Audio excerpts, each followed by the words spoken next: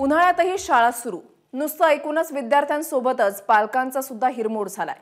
एकीकडे सुट्टीचे सगळे प्लॅन बारगळणार म्हणून शिक्षण विभागाच्या निर्णयाला विरोध दर्शवला जातोय, तर दुसरीकडे शिक्षण विभाग अभ्यासक्रम पूर्ण व्हावा म्हणून प्रयत्न करतंय। पाहूयात हा खास रिपोर्ट।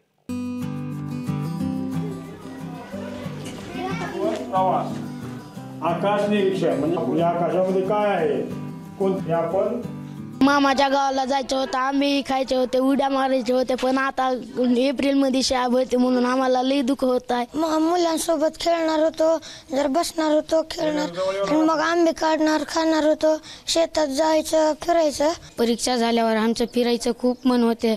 आई पप्पा आजोबा ती आम्ही फिरायला जाणार होते।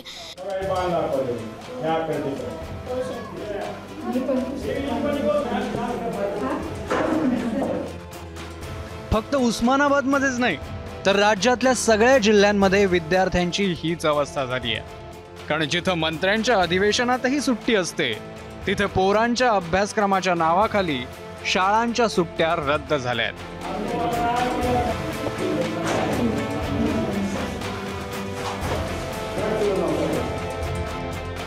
एप्रिल महिना लागला की प्रत्येक विद्यार्थ्याला वेध लागतात ते मामाच्या गावाला जाण्याचे। ते नाही जमलं तर किमान उन्हाळी सुट्टीचे प्लॅन्स होतात।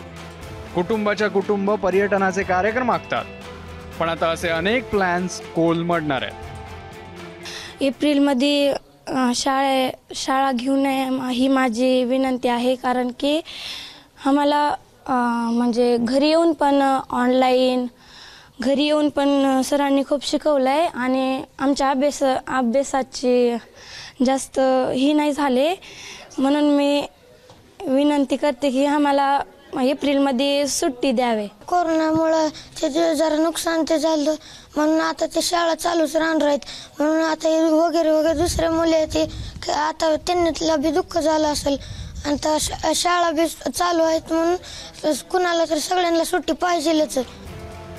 शिक्षण विभागाचा निर्णय झाला आणि अनेक स्तरातून विरोध सुरू झाला, म्हणून शिक्षण आयुक्त सूरज मांढरेंनी तातडीनं स्पष्टीकरण दिलं।